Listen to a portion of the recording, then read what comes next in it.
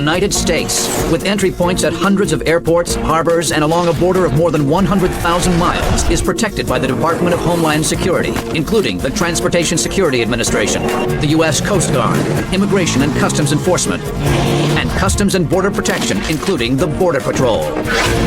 This is Border Security, USA. It's the dead of night at JFK International Airport. A flight from Ecuador has just landed.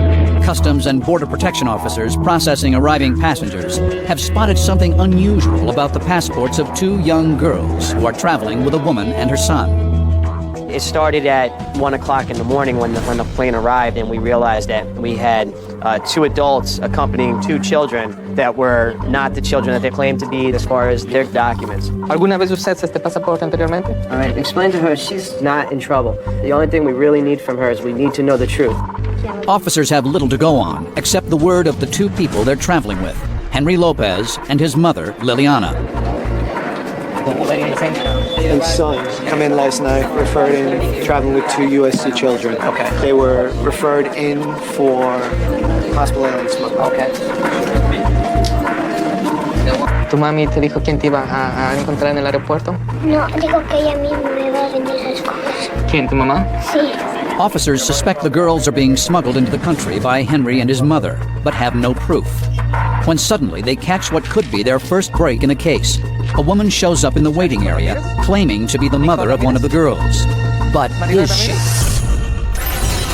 With thousands of vehicles passing through their checkpoint every day, the Customs and Border Protection officers stationed at Buffalo's Peace Bridge are trained to notice the smallest clues that might give away would-be smugglers.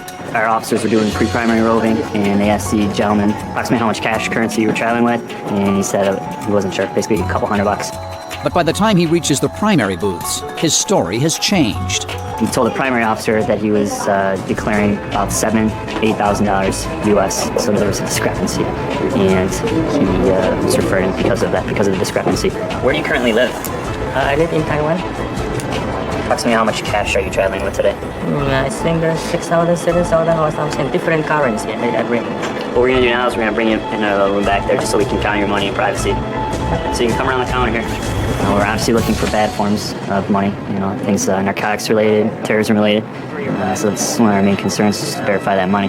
What I want you to do is just empty your pockets right up on this table here. You could just take off your jacket, hand it to this officer for me.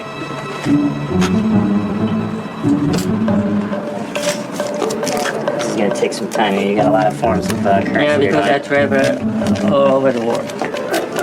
And I don't even know where half this stuff is from. This is Euro, I believe. It is Euro, I think. What's this here? This is Chinese. Okay, where's all your Chinese money? Show me all your Chinese money. This is Chinese money. This is... Separate all your money the way it is. Yeah, okay, you got your Chinese money here. This is Chinese, this is Taiwanese. Taiwanese, Taiwanese over here separate. And it's several forms of currency, Euro, Yen, Canadian, big mixture. You don't really see too many people carrying that many different forms of currency. This is Thailand, I think, because I think this is Canada.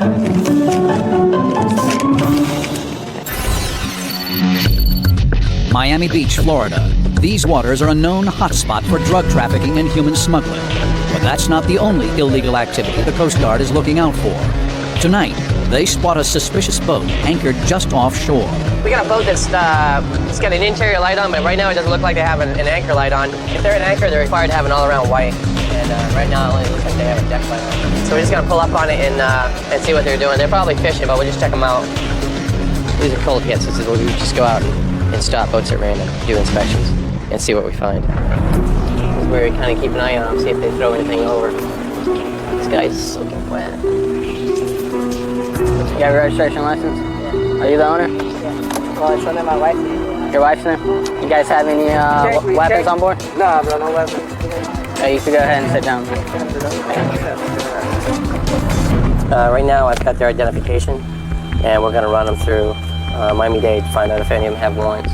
All right, guys. Have you ever been boarded by the Coast Guard? I don't know. All right. First one is Rodriguez with a Z. Hey, can I check your fish out? Yeah, go ahead, bro. While I was on board, I noticed some beer bottles on the deck. When I was looking at the fish that were in the cooler, there's some more empty beer bottles, about a 12-pack worth. When I was talking to the operator, I felt that he was was borderline. Oh, bro, it looks like he's been drinking on there. Yeah, why don't you go check it out, see what you think. With alcohol linked to 1/5 of all fatal boating accidents, the fear these men could be at risk of becoming a deadly statistic. Dallas-Fort Worth International Airport. A Vietnamese man has been pulled into secondary passport control after presenting a green card that has triggered concern for CBP officers. Officer Eddie is one of our very best officers as far as digging up information that is very deep in various databases. Every supervisor I've ever had, they end up with gray hair or bald. Because I go and I find what they want me to do. Officer Eddie's keen instincts have earned him the nickname, the Rottweiler. When I start rubbing my hands and I start grinning, they get nervous. Because they know something's coming. And you're a citizen of Vietnam? Yes. Okay. Have you ever used any other names? No, this is like T. Just T? For the initial? For the T. You develop the experience and you say, okay, I need this piece of the puzzle. I need that piece of the puzzle. And then being able to go and find it. And you're like, okay, now we got it. When's the last time you worked? 2004. In 2004. Okay. So you've been unemployed since 2004. Yeah. He hasn't worked since 2004. How's he supporting himself? He's getting money from somewhere. With no visible income, will officers discover the source of this man's financial support? Calexico, port of entry on the U.S.-Mexico border. While the number of people crossing here has decreased in recent years, illegal activity is on the rise, especially one disturbing new trend. Most of the people who smuggle are between the ages of 16 and 23. The reason we find that age group is more popular because I think that the narcotic traffickers think that we will not check children and or minors for drugs. Thank you. This evening we had targeted operations in the pedestrian area. We had 3 youth across the border dressed in baggy clothes, in a rush, trying to get past our inspection officers. The questions that they were answering were inappropriate answers, so that right there in itself caused us to take the inspection a little farther. The search of the first suspect turns up something very surprising.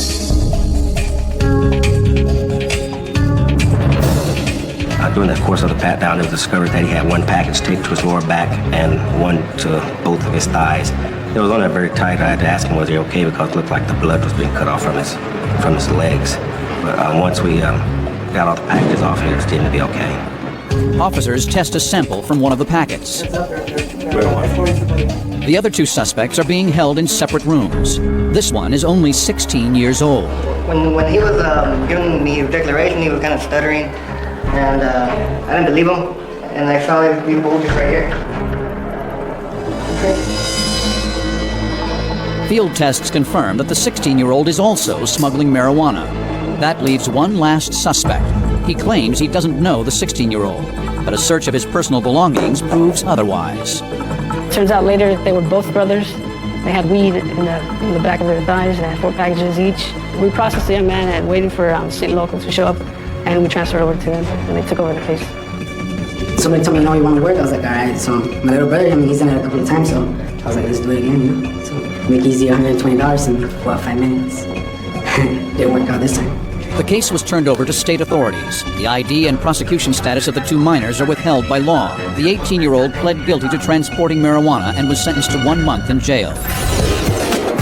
Back in Dallas, CBP officers are suspicious of a man who hasn't worked in 4 years, but has made numerous trips between Vietnam and the U.S.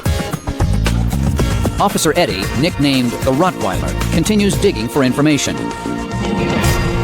In January of 1994, you were arrested for burglary. And then in July, you were arrested for narcotics. And in December, you saw the immigration judge.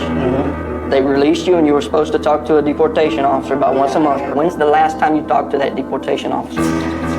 I don't remember, and I lost everything, the paper. And you lost all the paperwork. Okay. He was ordered deported in 94, and he's been on the run since then. Is this the document that you showed the officer out front? And he was presenting a resident alien card that he should not have been in possession of. He did not disclose to Citizenship and Immigration Services that he was a previously deported aggravated felon. You're going to end up going to see an immigration judge because of the arrest that you had and because of the documents that you presented. to the officer on primary. I've got him on 4 charges for deportation. Come back here. I've got him as an intended immigrant, not in possession of a valid immigrant visa. He will be paroled into the custody of detention and removal to return him to Vietnam. My specialty has been looking for people in the computer. And it's always fun, get all the pieces to come together. The man was later deported to his home country of Vietnam. Back in Buffalo, CBP officers have detained a Taiwanese man who is carrying wads of foreign currency, which may exceed the $10,000 limit for undeclared cash. He declares $7,000 and we find $10,020. It's seizable because obviously he lied. Now, a search of his bags has uncovered even more bills. Did you know you had that money in the car? I forget. No? Okay. Well, we start converting all the stuff. Okay. We're just going to add up all the different currencies and we're going to convert them to US dollars to see what the total US dollars. If it is over $10,000, there's a chance we may seize it for failure to declare. He had 12,000 Taiwanese dollars, which came out to be 400. Korean, he had 478,000 won, I believe it. 478,000 won sounds like a lot of money, but it's only $400. He had 3,600 baht, which is $150. It doesn't look like he's going to be close to the 10,000 mark throughout the different currencies. It was determined that the man had broken no laws and, in fact, had overestimated the amount of money he was carrying. I'm gonna let you pack up all the money the way you want it.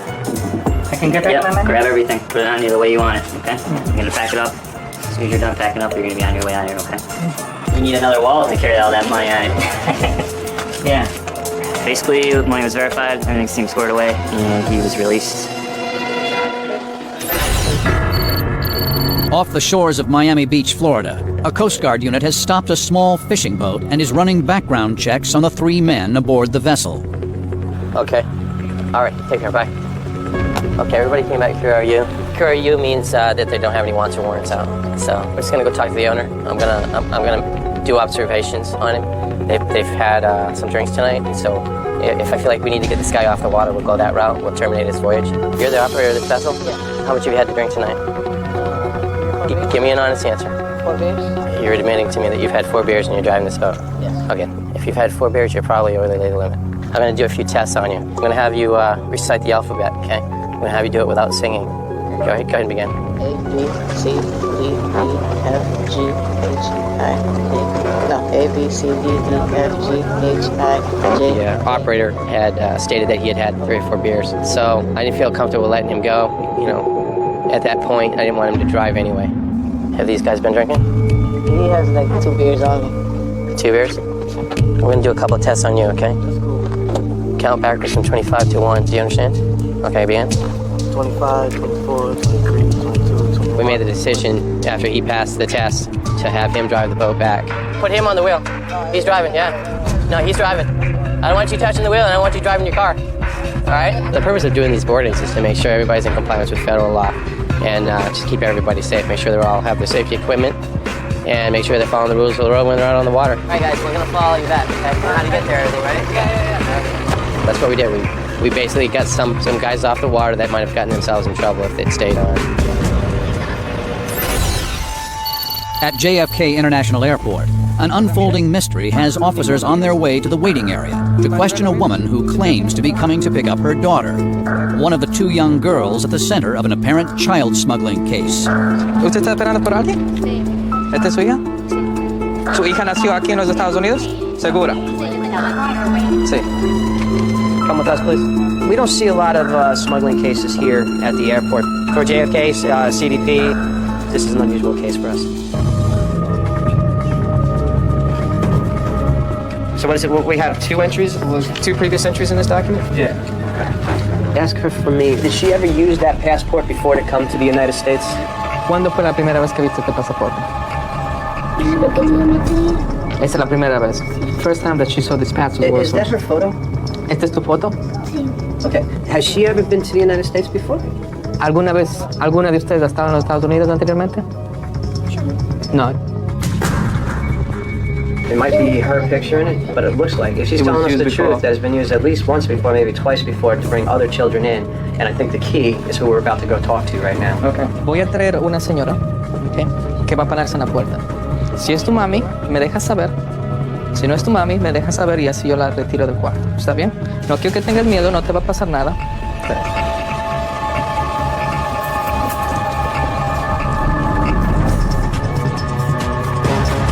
¿Tú reconoces a la señora?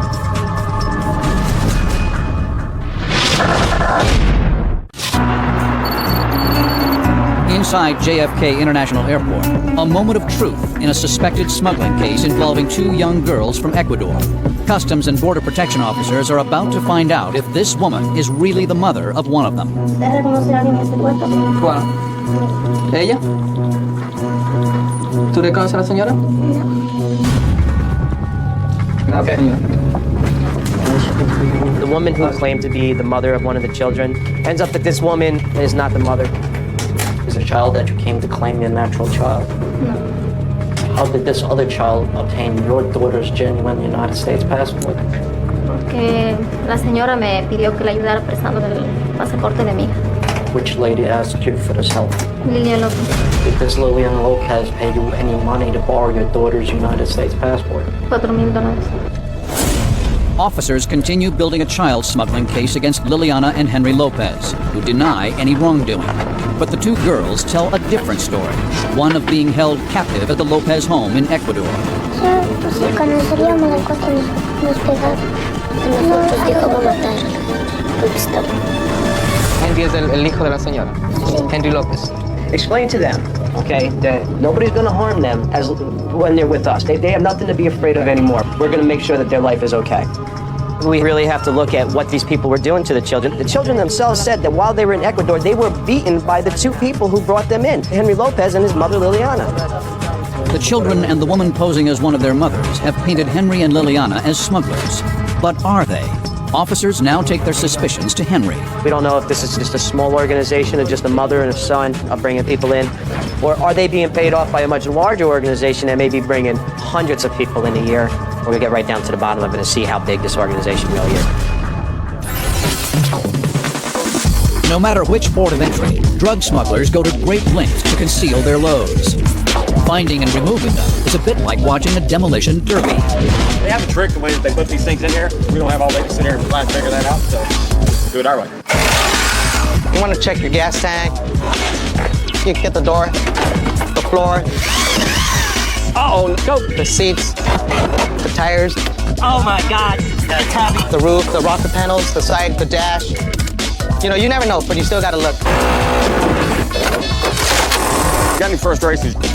You take them out on people's load deals. Now the fun starts.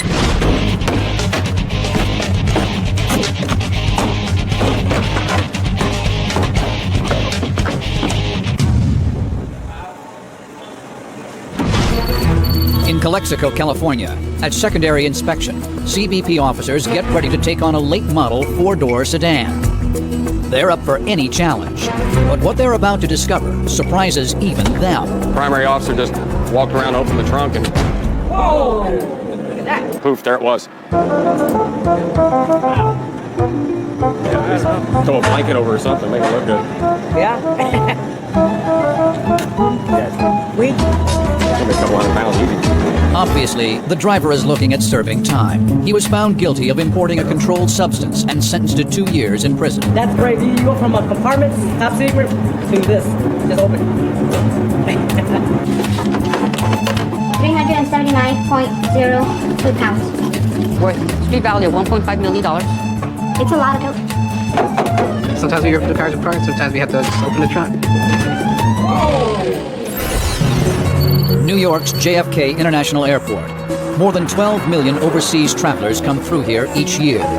Today, Customs and Border Protection officers are working a flight from Africa that has been used frequently by drug traffickers. Officers question an arriving passenger only to discover that his stated destination doesn't match the tickets he's carrying.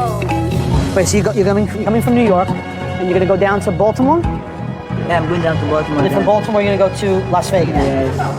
He doesn't even have tickets to go to Vegas. He's going to Baltimore, and then his friend's gonna buy him his ticket. You know? This gentleman is a professional boxer. He's going to be going to Las Vegas to fight. The other officer is just questioning why, he says he's going to Maryland, even though all his paperwork says he's going to Las Vegas. You're going to be fighting on this trip? Yeah. What day are you fighting? 20th. The 20th? Yeah. Where will you be fighting? Where is it going to take place? It is in the...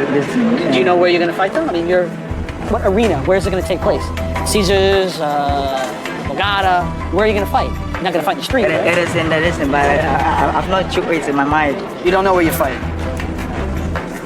It's a little strange. He's a professional boxer. Somebody else is paying for his ticket. Oh, Mandalay Bay. That's where he's fighting. One mystery is solved, but officers are about to stumble upon another.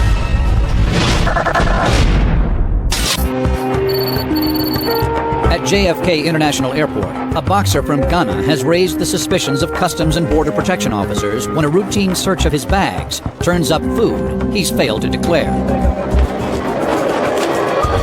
You didn't declare the food that you have in your bag.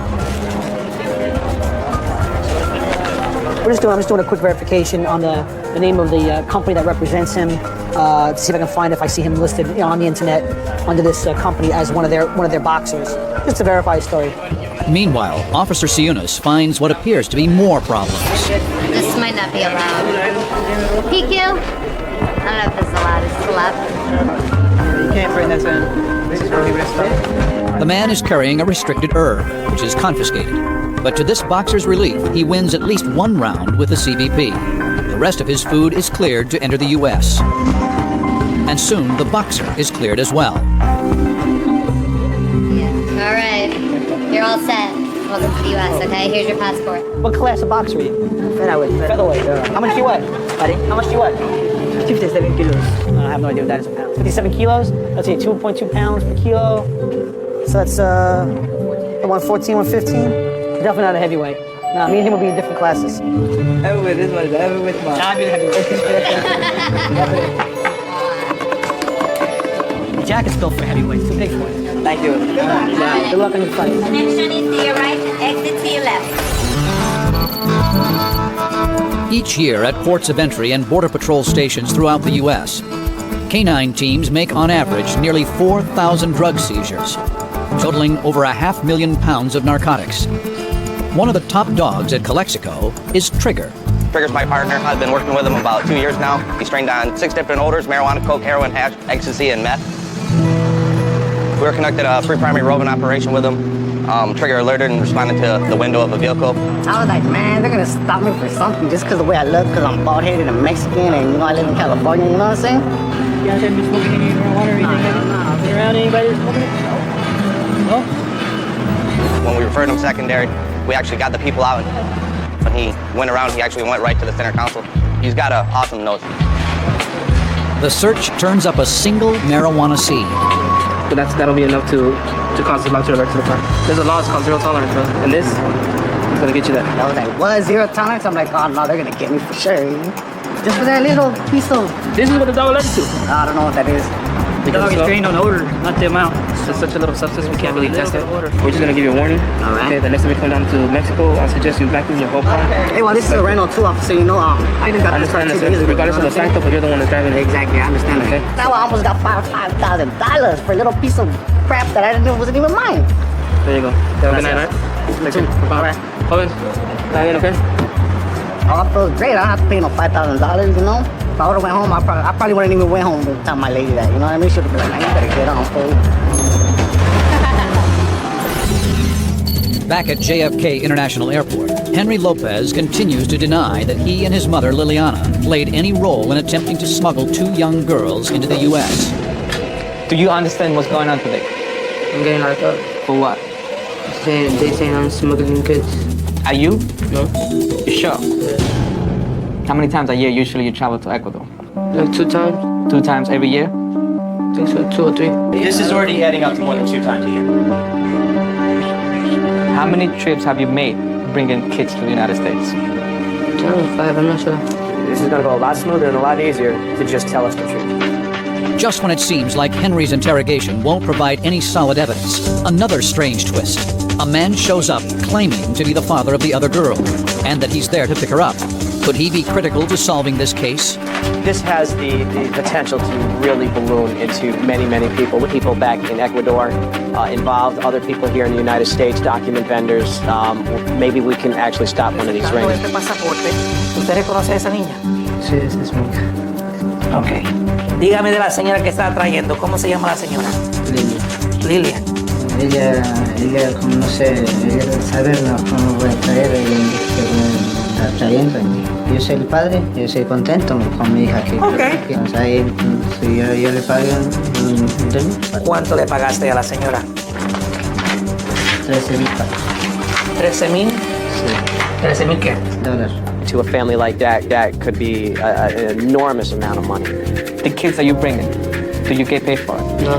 You never got any? No money at all. No money at all. If I bring these kids' parents into this room and they confront you that they're paying you and your mother money to bring those kids into the United States, what would you say?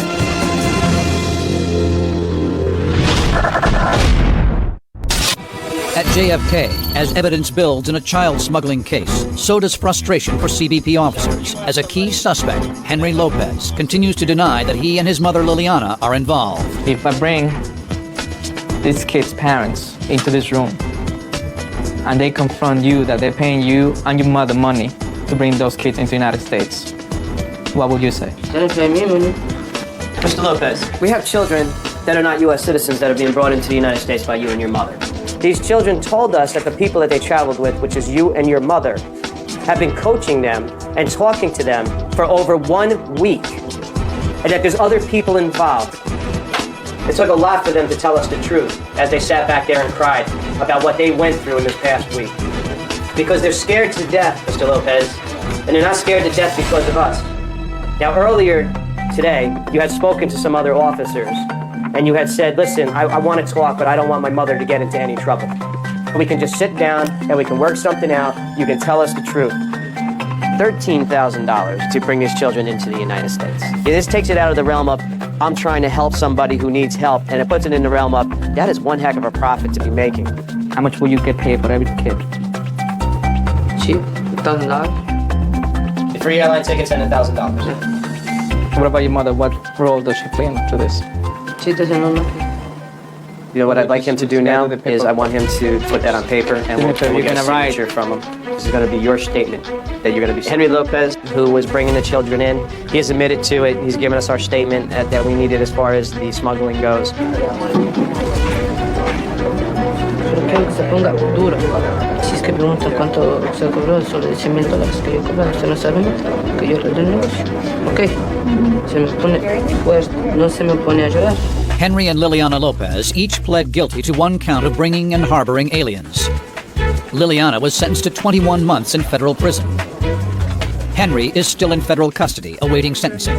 He also faces a maximum sentence of 21 months. Now we know that we are going to keep Henry and his mother from harming any more children that are being brought to the United States. After a brief investigation, officers were able to verify that the man who showed up at the airport actually was the father of one of the little girls, and she was released to him. Authorities were also able to locate the parents of the other girl, and she was reunited with her family. The events of 9/11 forever changed security and air travel in the U.S. One of the more controversial steps taken to protect passengers was giving pilots, flight engineers, and navigators the right to carry a handgun in the cockpit. Firearm training takes place here at the Federal Air Marshal Service Training Center. The Federal Flight Deck Officer Program, which we call the FFDO program, is one of the most successful programs that DHS has in the war on terror. I want you to react accordingly. We're enrolled. To qualify, pilots must complete a 1-week training course and then be recertified every 3 to 5 years. We in the Federal Air Marshal Service are able to teach them how to be law enforcement officers and indoctrinating them into our law enforcement culture. Prior to 9/11, we only had 33 air marshals. After 9/11, the program expanded to thousands. Congress passed legislation to expand the pool even greater to arm certain pilots who joined the FFDO program. Shooters, I want you to draw and come to the ready pistol position. I fly on the 777 for an international flag carrier. I'm a first officer. I was flying in on 9/11, and when you see that kind of thing, it hits you in the core. The best defense was to ensure that no one could access the cockpit, and to ensure that we were armed.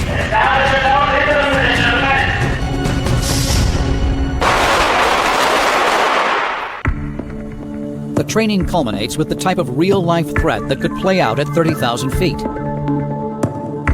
Non-lethal weapons are used. This is a reality-based exercise requiring defensive measures, tactics, firearms application, and above all, good judgment. Good to go?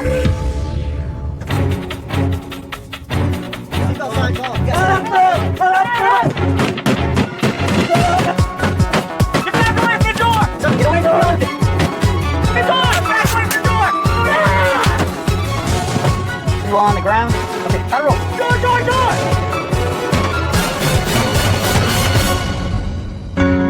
Since its inception, we've trained thousands of pilots to become FFDOs, and they are a powerful deterrent to Al-Qaeda and other terrorist organizations. It's important for the American people to have confidence that they're going to be safe and secure when they get on an airplane. In Tucson, Arizona, Border Patrol agents have spotted movement along one of the desert trails often used by drug traffickers smuggling narcotics into the U.S. Agents quickly mobilize and head out. The fear, whoever is out there could be armed and dangerous. Well, there was some sensor activation on the east side of Nogales, so we started heading over here, and so did one of our other units.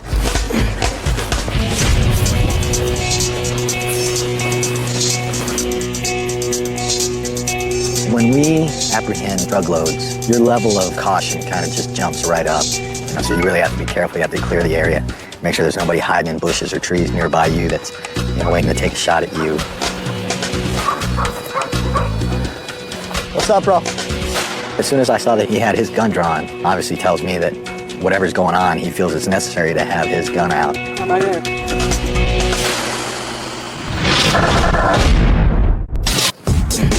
In the Tucson sector of the Border Patrol, agents search a desert trail known for drug trafficking, when an already dangerous situation turns even more threatening. As soon as I saw that he had his gun drawn, obviously tells me that whatever's going on, he feels it's necessary to have his gun out.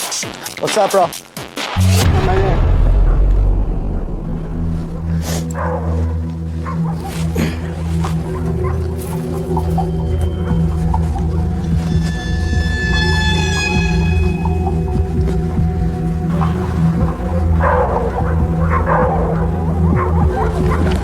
Close the fence.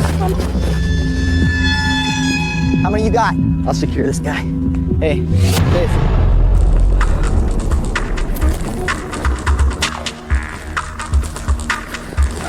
Aquí, ¿qué? Sí. No te muevas. Good try, man.